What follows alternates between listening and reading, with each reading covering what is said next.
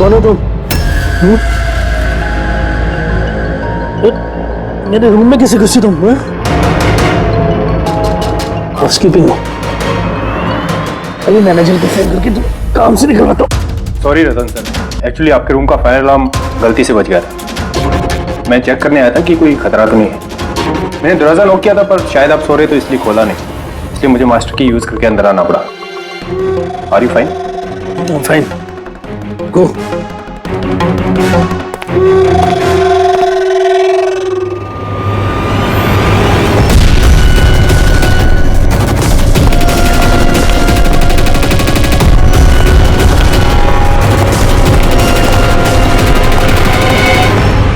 सोने के बाद भी सर दर्द क्यों है? लगता है डबल शॉट कॉफी देनी पड़ेगी। हाँ लिशा, काम हो गया। Great job.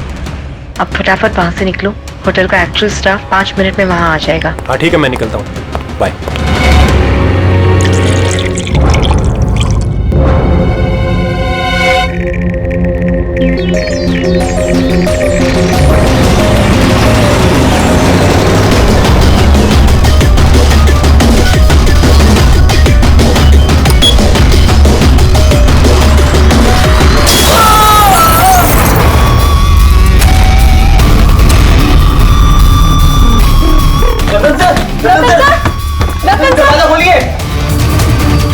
एक काम कर, मास्टर की से दरवाजा खोलते हैं।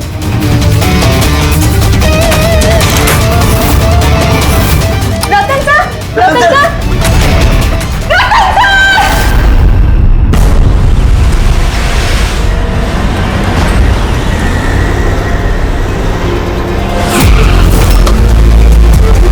जिनका खून हुआ है उनका नाम क्या है?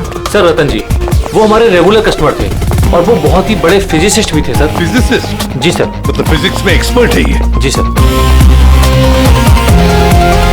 कितने बजे हुआ ये सब? सर यही तकरीबन सुबह 6:30 बजे। हटिए, चलिए हटिए, प्लीज हटिए।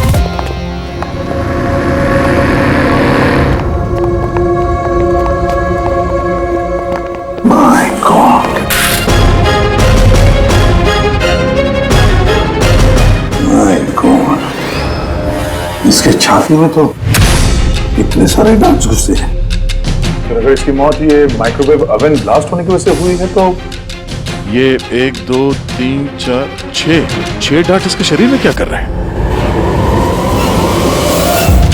माइक्रोवेव ब्लास्ट नहीं हुआ सर, यहाँ तो गन रखी हुई है।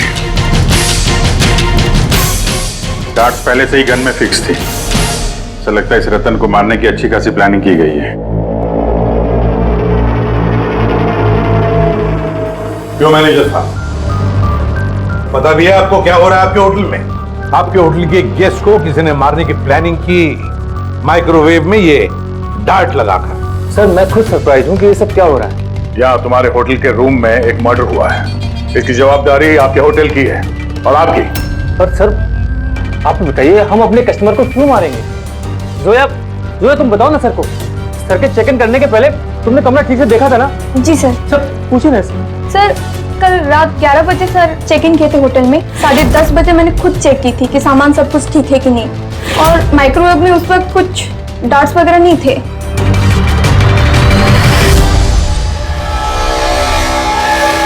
सर आधा खाया हुआ पिज्जा है सर। यार ये आपके यहाँ ये बाहर का खाना अलाउड है? सर अलाउड तो नहीं है, लेकिन रतन सर रेगुलर थे तो किसी स्टाफ ने अलाउ कर दिया होगा सर। यार स्टाफ में कौन था जब ये पिज्जा कमरे के अंदर लाया गया? हा? क्या हुआ? हमारे सवाल शुरू हुए तो तुम्हारी जुबानें बंद हो गई? सीसीटीवी फुटेज देखना है हमें। रात 10:30 बजे से सुबह 6 बजे तक जो कुछ भी हुआ उन्हीं 7.5 घंटों के बीच में ही हुआ है।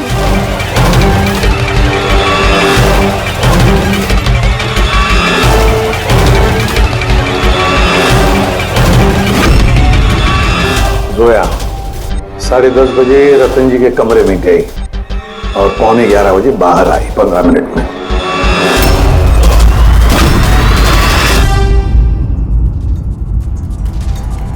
ग्यारह बज के 11 मिनट पे ही रतन कमरे में गया। फॉरवर्ड करना जरा।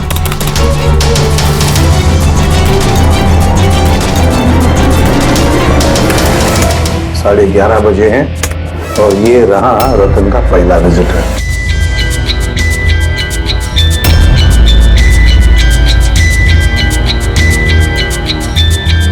अरे 5 मिनट में बाहर भी आ गया। काफी गुस्से में भी लग रही है कौन है? सर ये अमित है, रतन सर के भाई। पहली बार आए थे होटल में। रतन जी तो मिलना भी नहीं चाहते थे इन्हें, पर इन्होंने जबरदस्ती करके रूम में घुस गए।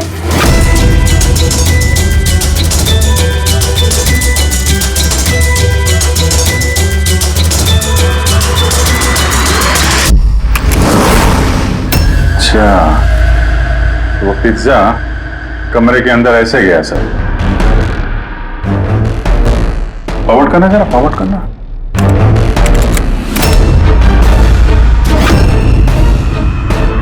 ये निकली स्टॉप 2 बजे। 12:30 बजे ये अंदर जाती है पिज्जा लेके और 2 बजे बाहर आती है। कौन है ये औरत? हैं? सर इनका नाम शमिता है। ये रतन जी की बहुत खास दोस्त है। लगभग हर वीकेंड में आते हैं उन्हें मिलने के लिए।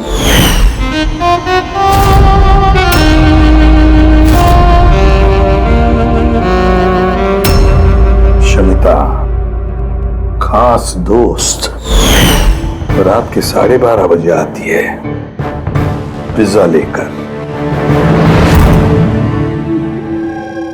रतन को आखिरी कॉल किसी शमिता नाम की लड़की ने किया था और उससे पहले किसी अमित ने। सर। हाँ पंकज, एक से ये पासपोर्ट देखिए सर, इस पे ये कैम्बी का वीजा लगा है। तो सर ये बॉम्बे से कैम्बी जाने का टिकट है। फोटो तो उसी की है, तो नाम रतन नहीं है, दिग्विजय कुमार।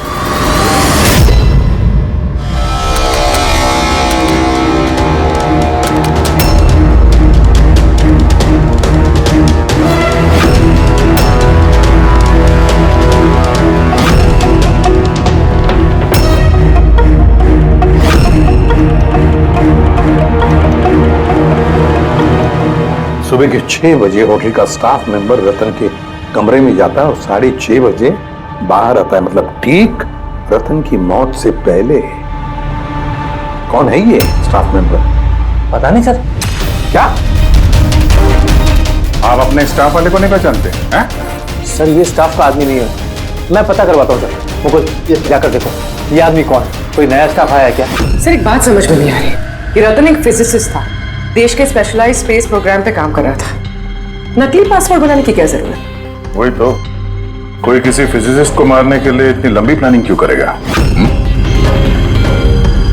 पूर्वी, ये लैपटॉप चेक करो सर रतन का। सर हाँ, मैंने सारा रिकॉर्ड चेक कर लिया। ये बंदा होटल के किसी भी डिपार्टमेंट में काम नहीं करता है, इवन वो स्टाफ का भी नहीं था सर। मुझे लगता है वो बाहर का ही था। ये लो, कोई बाहर का अनजान आदमी आपके यहाँ आता है, होटल का स्टाफ बन के घूम रहा है, ये आपकी सिक्योरिटी है?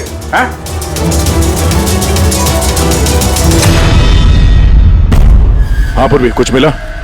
हाँ सर, लैपटॉप हैक किया तो कुछ सीक्रेट फाइल्स बनी है। ये कुछ खुफिया इंफॉर्मेशन है, देश की सुरक्षा से कनेक्टेड। माय गॉड, ये क्या हुआ? सर ये खुफिया इंफॉर्मेशन रतन किसी को बेचना चाह रहा था। ये देखिए, इस डील से रिलेटेड मेल्स भेजे उसने किसी को। ये देखिए, ये सारे हैं। एग्जैक्टली ये खुफिया इंफॉर्मेशन क्या है जो रतन बेचने वाला था? सर हमारे देश के बॉर्डर पे कितने जवान तैनात हैं, आर्मी के पास कौन कौन से हथियार हैं, फौज की टुकड़ियां किन किन एरियाज में और कहां पर नहीं, सारी जानकारी है इसमें। अगर ये इंफॉर्मेशन किसी गलत आदमी के हाथ लग गया तो देश की सुरक्षा को खतरा हो सकता है। सर ये मिलिट्री की कॉन्फिडेंशियल फाइल्स उसे मिली कहां से? ऑब्वियसली पंकज, किसी आम आदमी के पास ये क्लासिफाइड फाइल्स नहीं हो सकते हैं। ये क्लासिफाइड फाइल्स और ये डुप्लीकेट पासपोर्ट इस बात की तरफ इशारा कर रही है कि ये रतन कोई फिजिसिस्ट नहीं था, ये किसी दुश्मन देश का जासूस था जो अपना काम करने के बाद इस नकली पासपोर्ट के जरिए देश छोड़ के भागने वाला था हमेशा के लिए। ये तो एप्रन वगैरह निकाल के बाहर निकल गया सर। फोन पर भी बात कर रहा है। फोन पर भाई पार्टनर हो बाहर। रेडी? होटल के बाहर के जितने भी सीसीटीवी कैमराज हैं सबकी फुटेज चेक करो। सर जब तक इस अनजान स्टाफर का पता चलता है ये शमिता और रतन का भाई अमित, इनसे पूछताछ करते हैं। सर ये रतन शायद फिजिसिस्ट नहीं था, दुश्मन देश का जासूस था सर। जासूस? हाँ सर, हमें उसके बैग से ये नकली पासपोर्ट मिला। उसके लैपटॉप में ये खुफिया फाइल है सर, ये देखिए। माय गॉड, तो फिर हमें जल्दी से जल्दी रतन के घर वालों से मिलना चाहिए और इस शमिता से भी पता तो चले कि रतन फिजिसिस्ट था भी या कोई जासूस। एक तो अभी मेरे पति का खून हुआ है और अब सीआईडी वाले उन पर देश से गद्दारी का इल्जाम लगा रहे हैं। भाभी भाभी संभालिए अपने आप को। वैसे ही भाई साहब की मौत के सदमे से आपकी तबीयत खराब है। सर अमित, आपसे भी कुछ सवाल करना है हमें। आप लोग एक साथ एक ही घर में रहते हैं, तो कल रात अपने भाई के पीछे पीछे होटल रूम में क्या करने गए थे आप? मैंने ही भेजा था उन्हें वहां। तुमने भेजा? किस लिए? क्योंकि रतन भाई साहब पूरी प्रॉपर्टी अपने नाम करके हमें घर से निकालना चाहते थे। वसीयत के पेपर के साथ भी छेड़छाड़ की थी उन्होंने, और अपने भाई का तो उन्हें कोई लिहाज ही नहीं था। ये तुम क्या कह रही हो दिया? भाभी प्लीज। ये सारी बातें यहाँ पर हो सकती थी घर में, उसके लिए होटल में जाने की क्या जरूरत थी? सर लड़ाई झगड़ा करके हम घर का माहौल नहीं खराब करना चाहते थे, और रतन भाई साहब इस टॉपिक को कई दिनों से अवॉइड कर रहे थे, इसलिए मुझे लगा कि होटल में जाके बात करना ही ठीक रहेगा। मगर कमरे से तो तुम बहुत जल्दी वापस आ गए थे, इतनी जल्दी बात हो गई? सर होटल के कमरे में भी बात हो नहीं पाई थी। भाई साहब बहुत नींद में थे और थके हुए थे, इसीलिए चिड़चिड़े भी हो गए थे, और गुस्से में आके मैं भी वहां से निकल गया। इतना बड़ा घर है फिर भी होटल में जाके ठहरते थे हैं? सर रतन काफी इंट्रोवर्ट थे, उन्हें अकेलापन चाहिए होता था ताकि वो अपने काम में ज्यादा ठीक से ध्यान लगा सके। घर में भी होते तो अक्सर वो अपने कमरे में ही होते थे।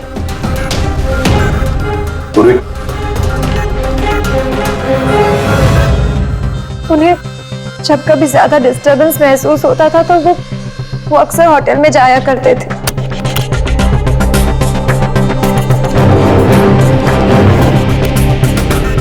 ये शमिता कौन है? शमिता? प्लीज कुछ कीजिए ऑफिसर, मैंने सुबह मिसिंग कंप्लेंट दर्ज कराई थी, शाम होने वाली है, मेरी बीवी का कहीं कुछ पता नहीं चल रहा है। जीजू प्लीज रिलैक्स, शमिता दीदी मिल जाएगी। क्या शमिता जी लापता है? जी। आप लोग? हम लोग सीआईडी से। अच्छा वो आप लोग आ गए, ये लोग तो कुछ कर नहीं पा रहे, अब आप लोग पता लगाइए ना मेरी बीवी कहाँ है। हम लोग तो पता लगा ही लेंगे, एक खून करके जो भागी है वो। क्या?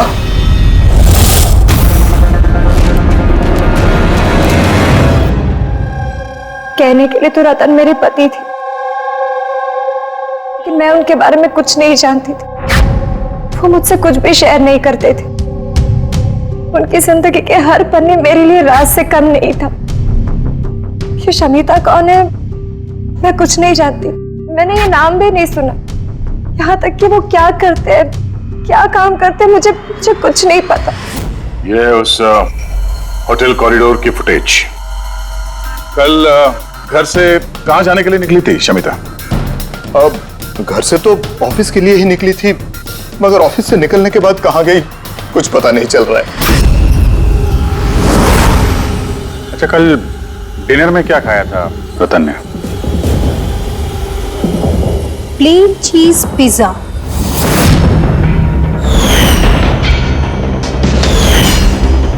है ना भाभी? हाँ। प्लेन चीज पिज्जा, कमाल है अभिजीत, होटल में भी पिज्जा और घर में भी पिज्जा। भाई साहब ने होटल में भी पिज्जा खाया था? वही पिज्जा जो शमिता लेकर आई थी। किडनैपर्स का फोन आया था? शमिता को किडनैप करना इतना आसान नहीं है। आईबी विंग में काम करती है वो, हर तरह से ट्रेंड है हर खतरे से निपटने के लिए। आईवी, आप अपने दीदी का कमरा दिखाइए जरा।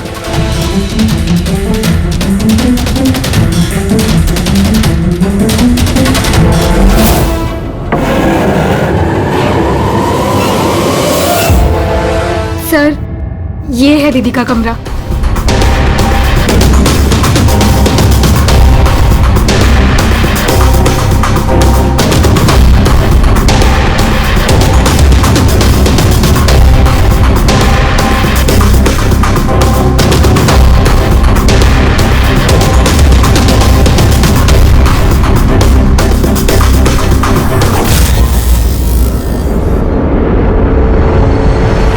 सर, सर यहाँ आइए प्लीज।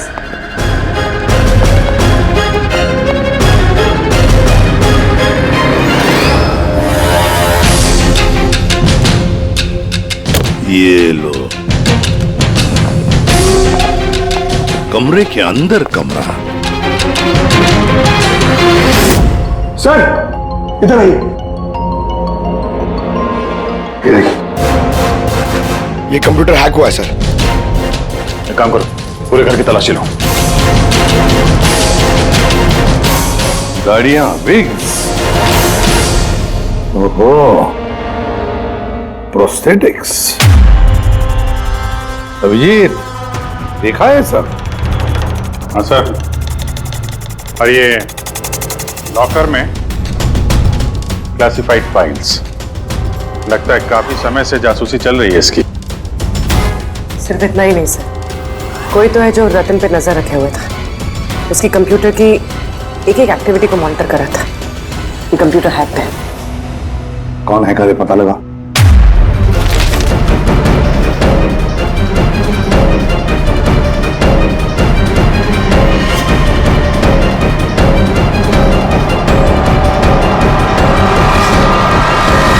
अब क्या कहना है आप लोगों को इसके बारे में? एक ही छत के नीचे रहते थे आप लोग रतन के साथ, और इस बारे में आप लोगों को भनक भी नहीं है। सर, भनक कैसी लगती सर? रतन भाई साहब तो अपने कमरे में किसी को घुसने भी नहीं देते थे। और यहाँ तक कि सर काम वाली को भी नहीं, सफाई वगैरह भी वो खुद ही किया करते थे। फिर जसमीन जी, आपका क्या कहना है? ये तो बेडरूम के अंदर का ही तो कमरा है। सर, मैंने आपसे कहा ना, मुझे कुछ नहीं पता। अरे ये कब और कैसे? तो शमिता घर पे नहीं है सर, लापता है वो। आईबी ब्यूरो में काम करती है सर। हमने उसका लैपटॉप चेक किया। पूर्वी को रतन के लैपटॉप पे जो खुफिया इंफॉर्मेशन मिली थी सर, वो सारी इंफॉर्मेशन यहाँ शमिता के लैपटॉप पे भी है। ये जानकारी लीक करके देश छोड़ के भागने का इरादा था। ये शमिता आईबी में नौकरी करती थी, इसका मतलब है वो देश की सारी खुफिया जानकारी उसके पास थी, जो वो रतन को देती थी, और रतन ये दुश्मन देशों को दे देता था। दोनों पैसे कमा रहे थे इसके ऊपर। हाँ सर, मगर इस बार उसने डबल क्रॉस कर दिया रतन को। उसने उसे जान से मार दिया और मार के यहाँ से भाग गई। क्या सारे के सारे सबूत इकट्ठा करो और ब्यूरो में लेकर आओ।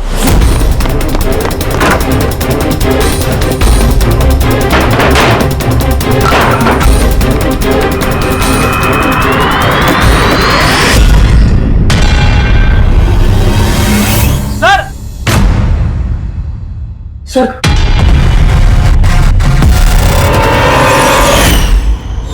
शमिता?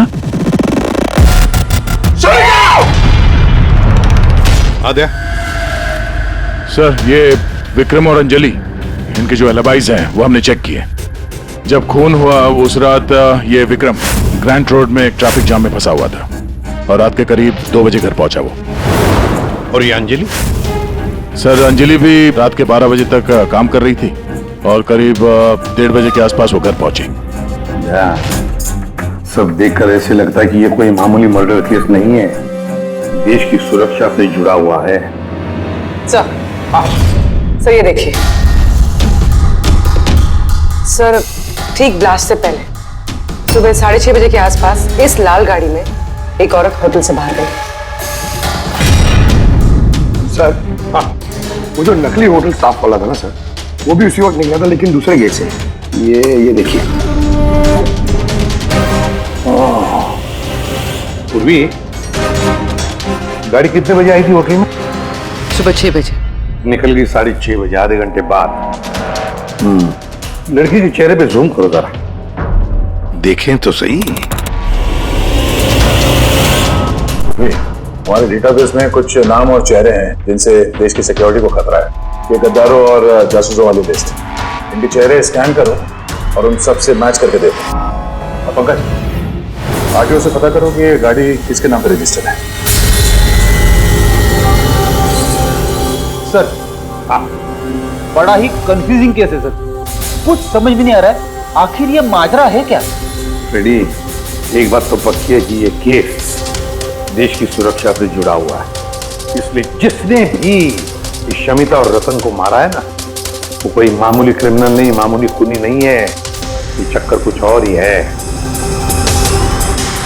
ओहो, अबे क्या हुआ?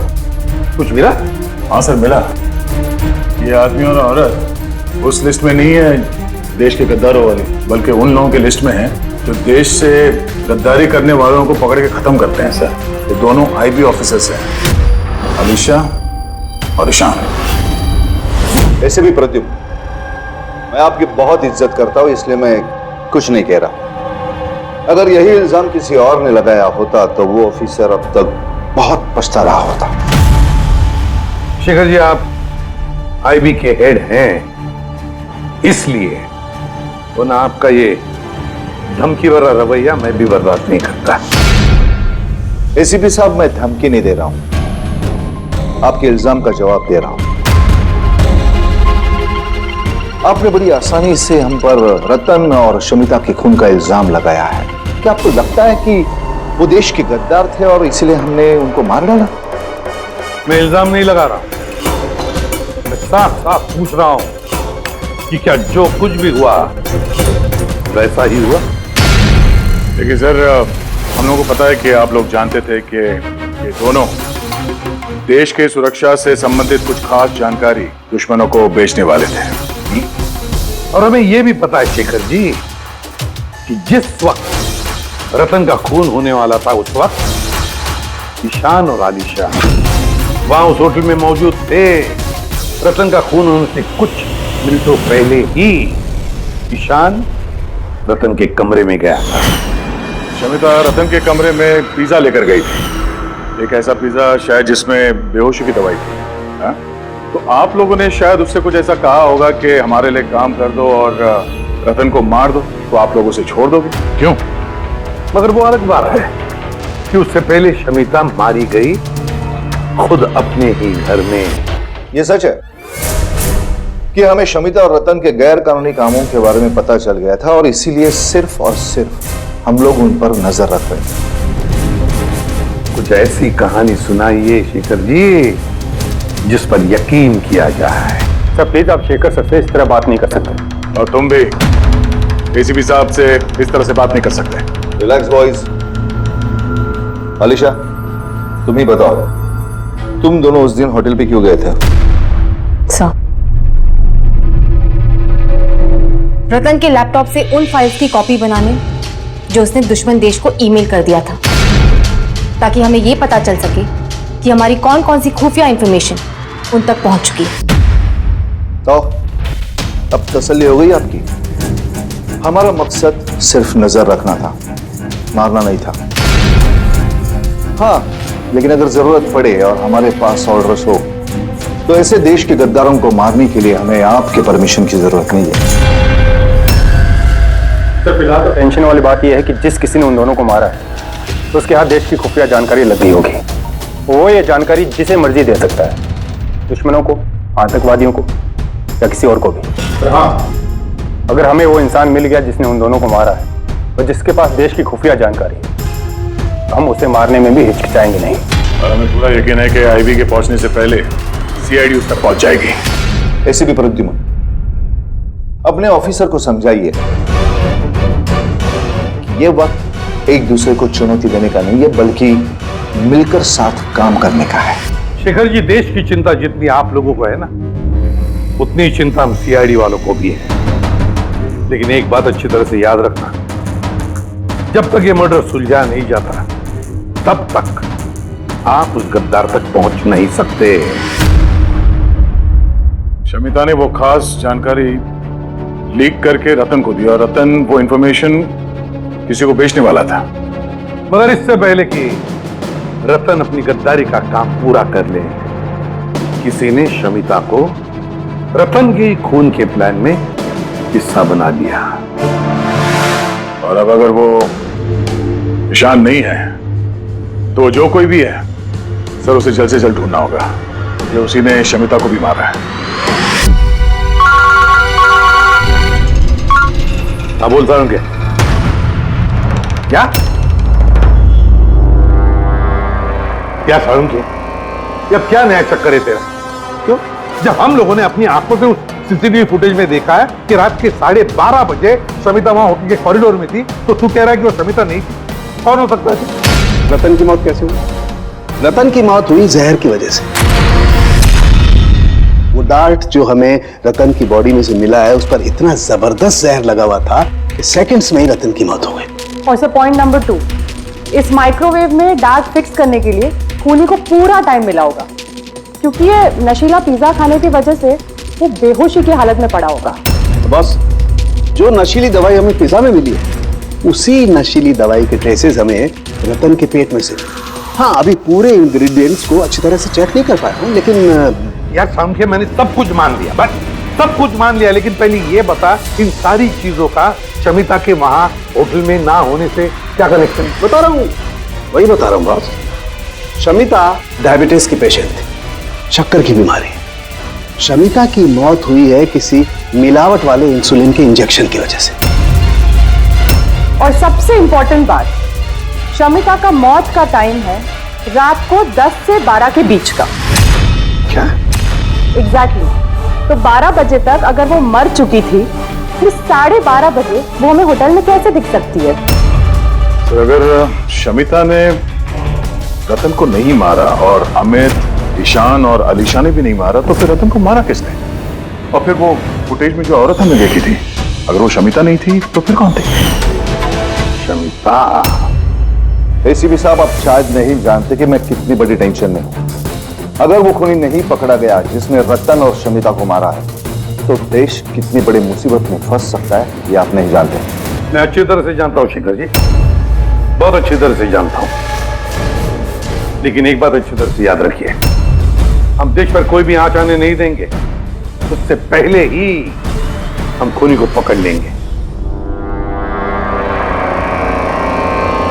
सर, वो खूनी की आइडेंटिटी हमें वो ईमेल से मिल सकती है सर, जो रतन और शमिता ने एक दूसरे को भेजा है। अब कैसे? मुझे तो ये भी लगता है कि जरूर कोई आसपास वाला ही है, जिसे शमिता और रतन, इन दोनों की छोटी से छोटी आदतों के बारे में पूरी जानकारी थी।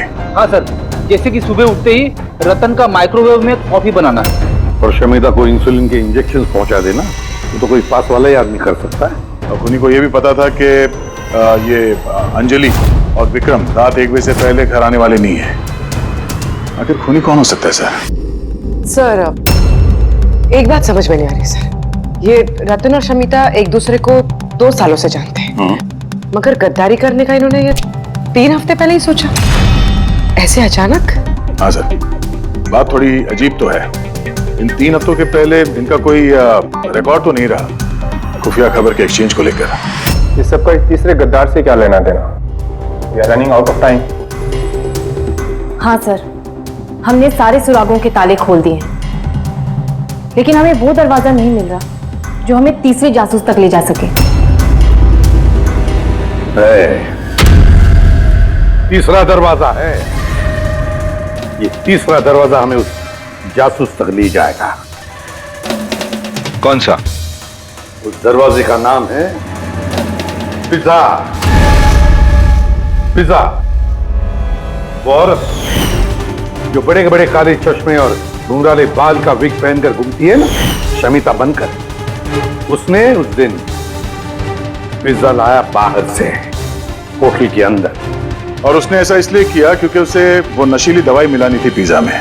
अगर होटल में ऑर्डर करती तो उसे मौका नहीं मिलता और ना ही वक्त मिलता वो नशीली दवाई पिज्जा में मिलाने के लिए। और होटल वालों ने कुछ नहीं बोला क्योंकि वो लोग उसे जानते थे। दया, होटल दे रॉयल के आसपास इस पिज़्ज़ालो ब्रांड के पिज्जा की कितनी दुकानें हैं पता लगाते हैं, सब कुछ साफ हो जाएगा।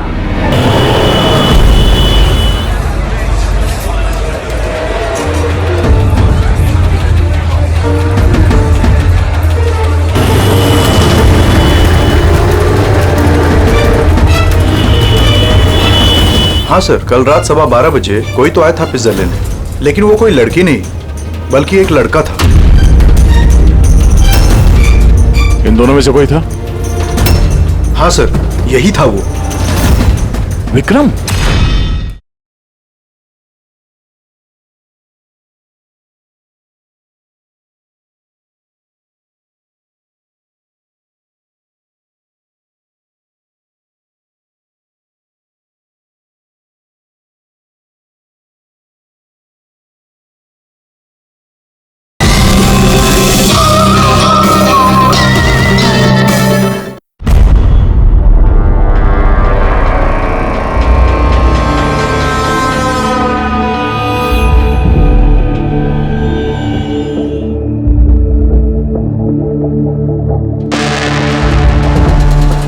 चक्कर क्या है?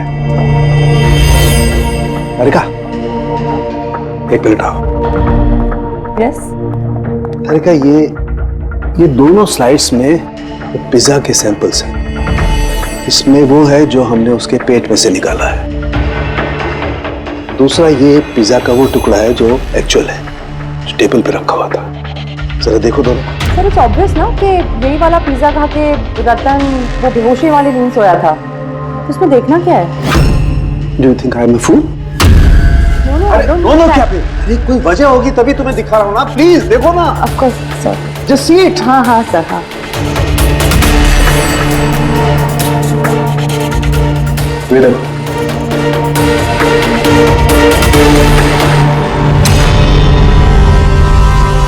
क्या? इसका मतलब रतन ये पिज्जा खा के बेहोश नहीं हुआ है? Exactly, वही दिखाना चाहता था मैं तुम्हें। क्या खाया होगा उसने?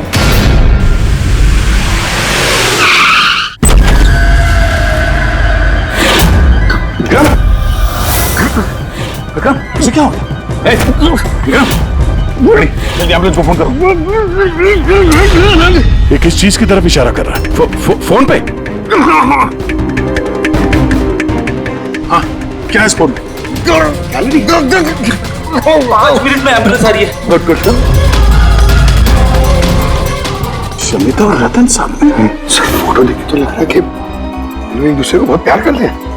1 महीने पुराना फोटो। दोनों प्यार करते थे या जासूस थे?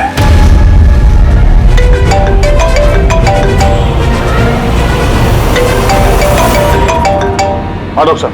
अरे यार, इस केस में तो नया ही पेज फंस गया। अब क्या हुआ? याद है वो पिज्जा जो रतन ने खाया था होटल में, जिसकी वजह से वो गहरी नींद सो गया। हाँ हाँ, वही पिज्जा जो वो नकली शमिता होटल के रूम में लेकर गई थी। यार, यही गच्चा खा गए।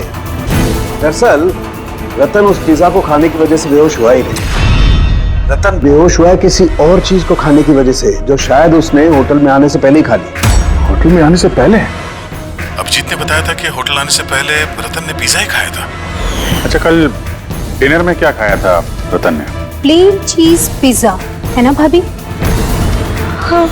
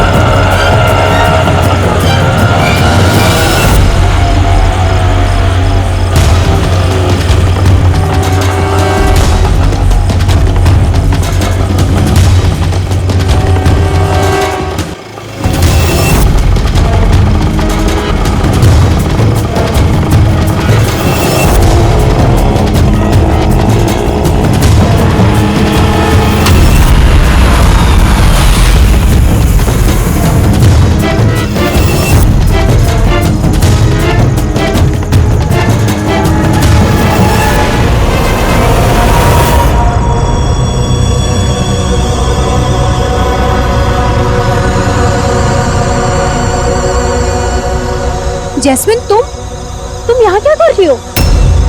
इन लोगों ने मुझे कुछ इन्फॉर्मेशन लाने के लिए कहा। मुझे कुछ पता ही नहीं उस इन्फॉर्मेशन के बारे में। इन्होंने कहा कि अगर मैं नहीं आई तो ये लोग मुझे जान से मार देगी, इसलिए मैं यहाँ आई हूँ। वो कौन तुम लोग? हम तीनों को यहाँ धोखे से बुलाने का मतलब? देश के साथ धोखा ना हो, इसलिए हमें कभी कभी मुजरिमों के साथ धोखा करना पड़ता है। IB wing. आप लोग वही है ना जिन्होंने रतन भैया को मारा था? रतन को किसने मारा और किसने नहीं, इसकी सच्चाई जल्द सामने आ जाएगी। लेकिन दिया, अमित, एक और सच्चाई आना बाकी है। वो क्या? वो ये कि तुम दोनों को ये पता होना चाहिए कि तुम एक देश के गद्दार के साथ रह रहे हो, है ना जैस्मिन?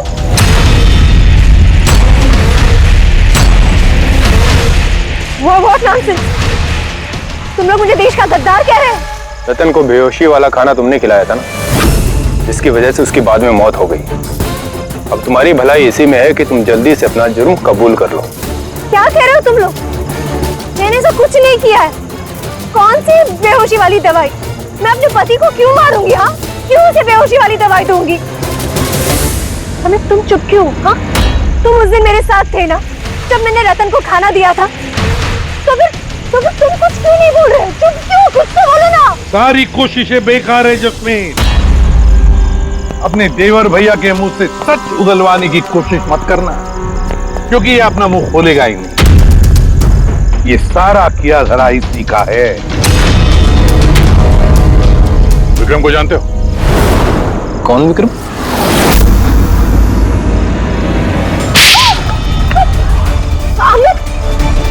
आप लोग इस तरफ आइए। वही विक्रम जिसे शमिता और रतन के एक्स्ट्रा मैरिटल अफेयर्स के बारे में तुमने जानकारी दी थी और कुछ फोटो भी भेजे थे हेलो मैसेंजर पे। ये देखो, डिस्प्ले पिक्चर में तुम्हारा चेहरा है। कुछ याद है? ये क्या? शमिता और रतन के फोटोग्राफ्स विक्रम को हेलो मैसेंजर ऐप से जैस्मिन ने किसी और ने भेजा। अमित, देश को नुकसान पहुंचाने का मेरा कोई इरादा नहीं था सर। और ये सारा गद्दार जासूस वाला जो एंगल है, ये सब कुछ मेरा गेम प्लान था, ताकि मैं कानून को गुमराह कर सकूं। पूरी बात डिटेल में बताओ। ये गद्दारी वाला नाटक क्या है? सर ये सब एक गेम प्लान था, ताकि रतन की मौत का इल्जाम मुझ पर ना आए और शमिता का मौत का इल्जाम विक्रम पर ना जाए। इसीलिए मैंने ये सब गद्दार जासूस का ताना बाना बुना था। तो रतन को मारना क्यों चाहते थे तुम? हाँ? क्योंकि वो मुझे और दिया को घर से बाहर निकाल देना चाहता था, और अगर वो ऐसा कर देता तो मैं कुछ नहीं कर पाता। लेकिन मेरी किस्मत अच्छी थी कि उसी वक्त मुझे रतन और शमिता के लव अफेयर के बारे में पता चल गया, और तभी मैंने ये सारा प्लान रचा। मैंने शमिता के हस्बैंड विक्रम को उसकी बेवफा बीवी का सबूत दिया। गुस्सा तो इतना आ रहा है मुझे कि मन कर रहा है उसे डिवोर्स दे दूं, मगर क्या करूं? इसमें मेरा ही नुकसान है। अगर उसने मुझे छोड़ दिया ना तो मैं खुद ही सड़क पे आ जाऊंगा। तो डिवोर्स मत दो, कुछ उससे भी बड़ा सोचो। मार डाले उन्हें। फिर मैंने और विक्रम ने रतन और शमिता के कंप्यूटर पे उनके नाम से ईमेल अकाउंट्स बनाए। रतन वाले ईमेल्स मैं भेजता था और शमिता वाले विक्रम। उस रात होटल में विक्रम ही नकली शमिता बनकर गया था। जब वो कमरे में पहुंचा तो उसने देखा कि रतन गहरी नींद में है। बस फिर उसने माइक्रोवेव में डार्ट्स फिट किए, थोड़ा सा पिज्जा खाया, नशीली दवाई मिलाई और फिर कमरे में से चला गया। और शमिता को वो जहरीला इंसुलिन का इंजेक्शन तुमने ही दिया था ना? हाँ, होटल जाने से पहले मैं शमिता के घर गया था। जी कहिए, आप कौन? तुम्हें आजाद करने आया हूं। मतलब? दो लोगों से प्यार करना अच्छी बात तो नहीं है ना शमिता जी? होटल के कमरे में रतन से मिलने क्यों गए थे तुम, जब ये सारा प्लान पहले से ही करके रखा हुआ था? भले ही वो मुझे घर से बाहर निकाल देना चाहता था, लेकिन था तो वो मेरा ही भाई। एक आखिरी मुलाकात तो बनती थी, और ये सब मेरे प्लान में भी मेरी मदद करती है। मैंने विक्रम को पहले से इन्फॉर्म कर दिया कि रतन नींद में है और कुछ ही देर में सो जाएगा। और तुम्हें लगा कि सीसीटीवी फुटेज में बहुत सारे लोग दिखेंगे, उसमें अगर तुम भी दिख जाओगे तो कोई शक नहीं करेगा। इसीलिए तो मैंने ये सारा गद्दार जासूस वाला खेल रचा था, ताकि आप सब लोग इसी में उलझ के रह जाए।